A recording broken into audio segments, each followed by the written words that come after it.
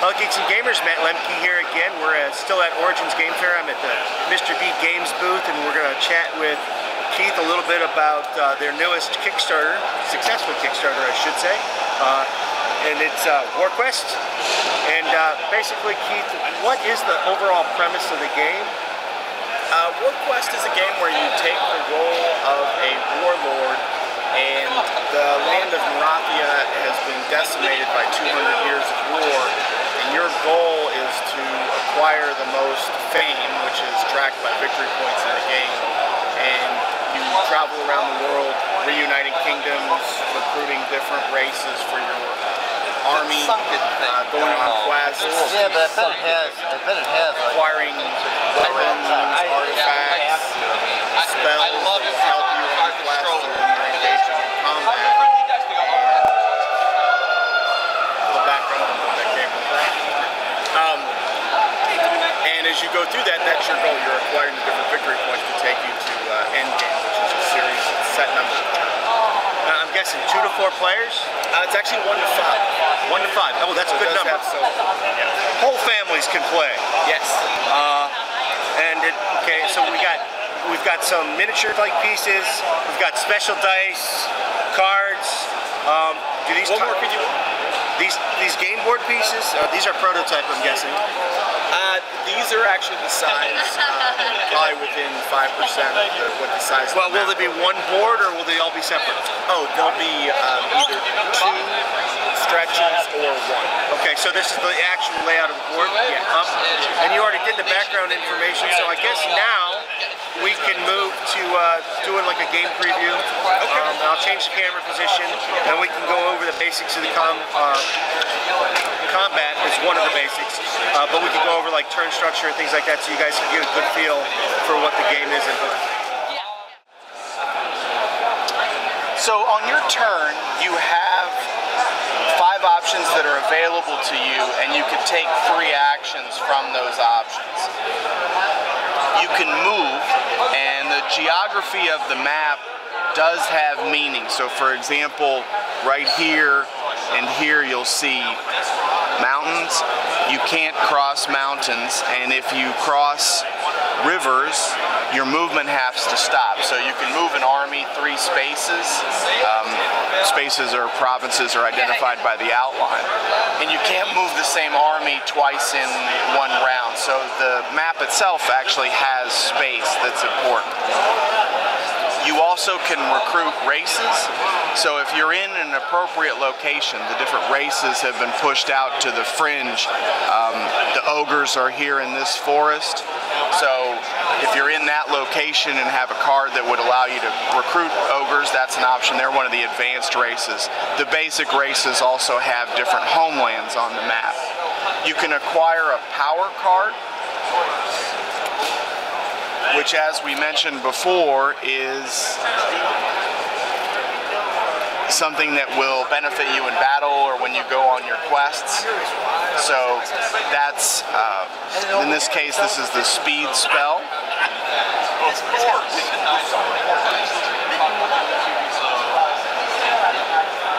You also can engage in combat. So if you move into a location where another army is present, combat ensues. That's part of the movement action, and that's a large part of the game. Each player has 2 conquest cards that may involve reuniting a kingdom.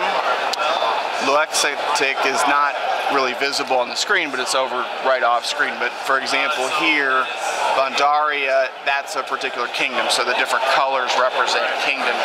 You also have conquest cards that give you victory points for having a successful battle, destroying other players' troops. Quest cards. Another one of the actions you could take on your turn is to go on a quest. Those are location driven. So for example, you see the old wall here up at the top of the screen. The Tower of the Wraith King is down here. And so you may have a quest that calls for you to go to the Tower of the Wraith King and defeat him in a battle. The victory points are noted by the shield icon in the upper right.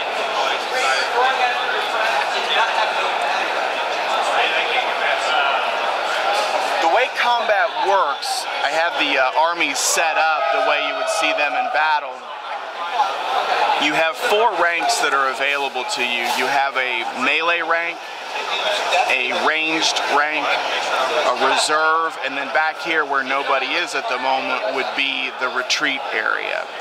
So as an attacker moves in, the attacker and the defender are both set up in their army formation. The first attack, the defender gets to shoot his ranged first. And the figures all have a tab on the front and on the back. What the tab on the front does is it tells you how many dice you can roll, and the tab on the back tells you how many hits that you can take. Okay, so this guy can make 1 attack and take 2 damage. That's right. That's right. So as this army moves in, I look at the back of the units here, and all of these have 1 attack each. So we have dice that have a hit icon. Skull is the hit. And at the opposite side of it is a tattered flag, which is a retreat icon. And I'm guessing the black plain side is a miss. That would be a miss. That's it. So as we rolled into combat, in this case, the defenders rolled and would do 1 damage. So the person who does the damage is the one who gets to assign it. And in this case, I would probably look for one of his stronger archers. Now, the way I have actually set up this army gets into a situation that takes advantage of the benefits. Each race in the game has a special benefit, and I have, as an attacker, in my rear rank, I have a dwarf infantry, and the special ability of the dwarf units is that the infantry actually has to take damage first. So I actually have him back here to protect the better troops. So even though under normal circumstances the defender who did damage, or the player who did damage gets to pick, the dwarf actually serves as a shield and has to get hit first. Okay. So there would be a damage token placed on him. Then the defender, if any troops were lost and the defender had, the attacker had players in reserve, they could move additional troops in. You can have a maximum of 5 units in each of the combat ranks, into the melee and the ranged. So then the attacker would roll, and that player has 6, so they did 2 hits and 1 retreat. So in this case, you can also, with the ranged attack, you can hit either rank. So this player has an orc, which is a pretty powerful character, also a wood elf. So probably would retreat the wood elf, do 1 damage to the orc, which would kill it, and 2nd bit of damage to that. Okay, I got a question real quick. What's the difference between the skulls? That's a prototype versus the one that's going to be in the game. Oh, okay. So you got to see a prototype die. I thought maybe one was a critical hit. I like that. That could be that's an expansion. A special die. That's it. That's it. What happened here with this roll is, notice that this player does not have any units in his melee rank. If your rank is ever empty, what happens is it immediately collapses. So what would happen in the case of this roll is that basically this army has now closed. And so just to repeat again, the flow of combat, an attacking army moves in, the defender shoots, the attacker fills in, then the attacker shoots. The defender fills in, the defender attacks, attacker fills in, and then attacks with melee. So what would normally have happened is the defender would have been able to attack with his melee units, but he doesn't have any, so that actually just gets skipped, and then it is the attacker's turn. So the defender is in a lot of trouble at this point, and after this round is over, that player would definitely probably want to retreat. Okay, now I have a question before we get too much farther. Yep. They're in different provinces. That's only for this example. Normally, what would happen? They would all be in one province. Yes. Okay. Yeah, what would happen is these guys would have slid in. We'll also have battle boards. So for larger armies, you'll have like pieces on the side, so you'll be able to move them around. So you'll have like a 8.5 by 11 type of thing with a row for your range, a row. Exactly. Very nice, very nice. Simplify it. Yeah, the goal is to have the game be designed so that while it has interesting decisions in combat doesn't take very long. The actions are pretty straightforward. You can move, you can recruit. If you move into an area with an enemy army, you go into combat, you go on quests. You can, depending on if you can also take control of a province. So you would spend an action and drop a control token, and in the cities, which are the provinces that have a number, those you can tax. So that's the way you acquire gold in the game. So that's another set of the actions that you could take as well, which is controlling a province and taxing. But those things are pretty intuitive. So once you see them, that's so is that for like a number of victory points, or no? That's gold. That's gold. So that's resources. Yes. And gold allows you to buy items and armor and more troops. In the this gold icon for the power card that's how much gold that costs. And some of the power cards, like spells, for example, actually have an activation cost during combat. So you're going to be spending gold to be recruiting, to be using some of your equipment that you've purchased, the power cards you've purchased, and then also the acquisition of the power cards initially. Okay, so back to this combat here. These guys advanced. They won this combat.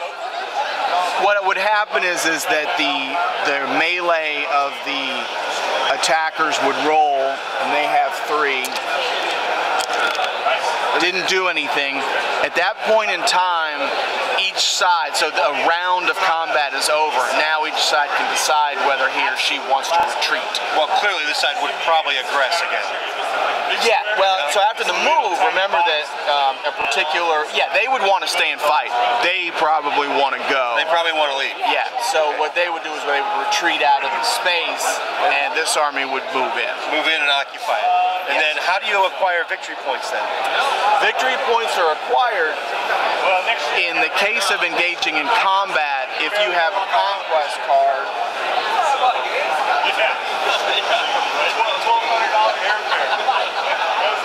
That is right here.